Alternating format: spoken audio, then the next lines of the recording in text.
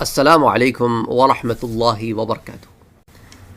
اگر آپ پہلی دفعہ اس چینل پر آئے ہیں تو اس چینل کو سبسکرائب کرنا نہ بھولیں، نوٹیفیکیشن بیل آئیکن پر کلک کرنا نہ بھولیں تاکہ آپ کو ریگولر نوٹیفیکیشن اپڈیٹس مل سکیں اس چینل پر۔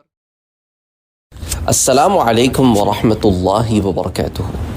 بخاری شریف کی ایک روایت ہے حضرت زبیر ابن عدی سے، وہ فرماتے ہیں کہ ہم حضرت انس رضی اللہ تعالی عنہ کے پاس گئے تو ہم نے ان تکالیف کی شکایت کی جو ہم حجاج سے اٹھاتے ہیں، فقالا، تو آپ نے فرمایا کہ صبر کرو، نہیں آئے گا کوئی زمانہ مگر اس کے بعد والا زمانہ اس سے بدتر ہوگا حتیٰ کہ تم اپنے رب سے ملو، یہ میں نے تمہارے نبی صلی اللہ علیہ وآلہ وسلم سے سنا ہے۔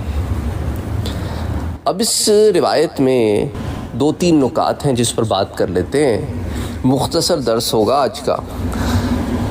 حضرت زبیر ابن عدی، آپ تابعی ہیں، آپ ہمدانی ہیں، مقام رے کے قاضی رہے ہیں، سفیان ثوری وغیرہ نے آپ سے روایات کی ہیں، اور حضرت زبیر ابن عدی نے حضرت انس سے جو فرمایا کہ ان تکالیف کے بارے میں جو ہم حجاج سے اٹھاتے ہیں، تو حجاج ابن یوسف کے بارے میں تو آپ جانتے ہیں، ایک ظالم آدمی تھا، اس کے ظلم کی انتہا یہ تھی کہ کعبۃ اللہ پر بھی اس نے حملہ کیا، حضرت عبداللہ ابن زبیر رضی اللہ تعالی عنہ کو شہید کیا اور آپ کو لٹکائے رکھا 3 روز تک مکے میں۔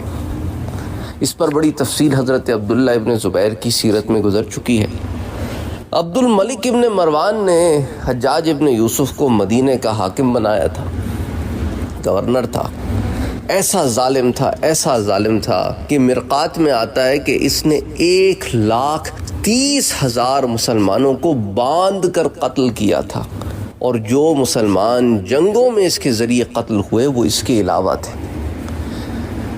اللہ اکبر، ایسا سفاک، ایسا ظالم آدمی تھا، لیکن اللہ نے اس کے ظلم سے مسلمانوں کو نجات دی۔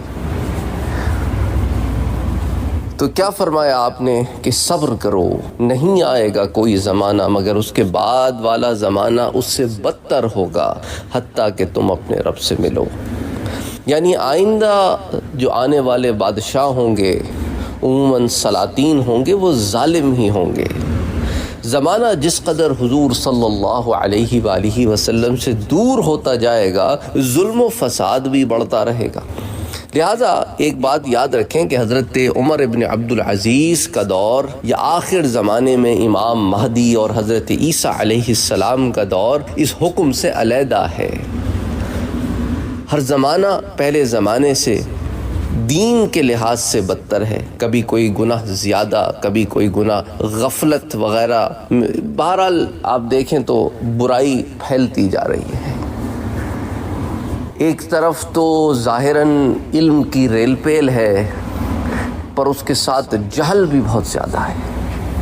یعنی جہل کی انتہا یہ ہے کہ لا علم لوگ، بے علم لوگ، جہلاء علماء کو چیلنج کر رہے ہیں، علماء کے ساتھ جو ہے وہ مسخری کر رہے ہیں، ان کا مذاق اڑا رہے ہیں۔ دیکھیں نا، سوشل میڈیا بھرا پڑا ہے ایسے جہلاء سے جن کے پاس علم کی شدید کمی ہے، اتنی کمی ہے کہ وہ ظاہر ہوتی ہے اس شخص کے سامنے جس کے پاس علم ہے، پر افسوس اندھوں میں کانا راجا۔ وہ جہلاء میں بیٹھے ہوئے ان کے سامنے جہل جھاڑ رہے ہیں اور وہ اسے علم سمجھ رہے ہیں، حدیثیں پڑھ کر غلط اس کے مفاہیم بیان کر رہے ہیں، لوگوں کے دلوں میں بغض ڈال رہے ہیں، عداوتیں ڈال رہے ہیں، علماء سے متنفر کر رہے ہیں۔ یہ بھی تو فتنے ہی ہیں۔ وہ سمجھ رہے ہیں کہ ہم کوئی اچھا کام کر رہے ہیں، لیکن اصل میں وہ فتنہ پردازی کر رہے ہیں۔ وہ سمجھ رہے ہیں کہ ہم مصلحون ہیں، ہم اصلاح کرنے والے ہیں، لیکن اصل میں وہ مفسدون ہیں، وہ فساد کرنے والے ہیں۔ اسی طرح کچھ ایسے پلانٹڈ لوگ بھی ہیں کہ جنہیں پیرول پہ رکھا گیا ہے، ان کا کام یہ ہے کہ مسلمانوں کو لڑاتے رہیں، اور کتنے ہی ایسے ہیں جن کی تربیت ہی اس لیے کی گئی ہے، پھر انہیں مسلمانوں میں چھوڑ دیا گیا ہے کہ وہ مسلمانوں میں مسلمان بنے پھرتے ہیں، اصل میں وہ اندر سے مسلمان نہیں ہیں، منافق ہیں، اعتقادی منافق ہیں۔ اللہ اکبر، اللہ اکبر۔ علم دین کے حصول میں احتیاط کرو، یہ بھی ظالم ہی ہیں، یہ علم میں ظلم کر رہے ہیں، تو زمانہ بدتر سے بدتر ہوتا جا رہا ہے۔ مرقات میں آتا ہے کہ شر سے مراد بدعات کی اشاعت، سنتوں کا چھوڑ دینا ہے، یا یہ مطلب ہے کہ آئندہ حکام ظالم بھی ہوں گے اور بد مذہب بھی ہوں گے، بد عقیدہ بھی ہوں گے۔ اور حجاج ظالم ہے، ظالم تو ہے، اس نے اپنے ظلم میں بہت انتہا کی، لیکن صاحب مرقات لکھتے ہیں دین کو برباد کرنا اس کی نیت میں داخل نہیں تھا، ظالم تھا پر دین کا برباد کرنے والا نہ تھا۔ دین کا برباد کرنے والا ہوتا تو قرآن مجید میں اعراب نہ لگواتا۔ یہ جو آپ زبر زیر پیش دیکھتے ہیں نا قرآن کریم میں، یہ حجاج ابن یوسف نے لگوائے تھے کہ وہ لوگ جو عرب نہیں ہیں وہ عربی لیٹرز تو پڑھ لیتے ہیں، سیکھ لیتے ہیں، لیکن پھر بھی عربی کا صحیح تلفظ ادا نہیں کر سکتے، اس لیے ان کے لیے زبر زیر پیش لگا دو، کیونکہ عربی زبان میں بعض الفاظ زبر زیر پیش نہ ہو تو ایک جیسے لگتے ہیں، لیکن ادائیگی میں فرق ہوتا ہے۔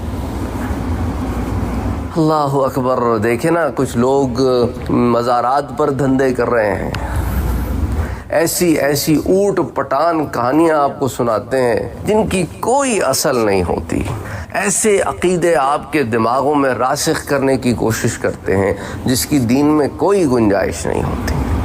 اسی طرح کچھ لوگ ممبر رسول پر بیٹھ کر گستاخ رسول ہوتے ہیں، کبھی آپ ان کی مسجدوں میں ممبروں سے اہل بیت کا ذکر نہیں سنیں گے، حضور کے گھرانے کا ذکر نہیں ہے، اور ممبر رسول پر بیٹھے ہو، اس سے زیادہ بخیلی اور کیا ہوگی۔ اور بعض دوسری طرف آپ دیکھتے ہیں کہ آوائی بگڑا ہوا ہے، اہل بیت کی محبت میں اتنا شدید غلو ہے کہ دین کے اصولوں کو پامال کیا جا رہا ہے۔ اللہ نے تو یہ جسم امانت کے طور پہ دیا ہے، اسے وہ زد و کوب کر رہے ہیں، کوئی چھریاں مار رہا ہے، کوئی زنجیریں مار رہا ہے کہ اہل بیت کی محبت ہے۔ اہل بیت نے کبھی نہیں کہا کہ تم ایسے کرو، اور وہ کیسے کہہ سکتے، کیونکہ یہ عمل تو قرآن اور حدیث کے خلاف ہے، سنت نبوی کے خلاف ہے کہ انسان جان بوجھ کر اپنے بدن کو تکلیف دے۔ جو حضور نے سوگ کی مدت بتائی ہے اس کے بھی خلاف ہے۔ واویلے کرنا، نوحے کرنا، رونا، پیٹنا، کپڑے پھاڑنا، بدن پر اس طرح کے معاملات کرنا، یہ جواب دہ ہوگی اللہ کو، اس نے امانت دی ہے، تم خیانت کرتے ہو اس امانت میں۔ اللہ ہدایت دے، اور کیا کہہ سکتے ہیں۔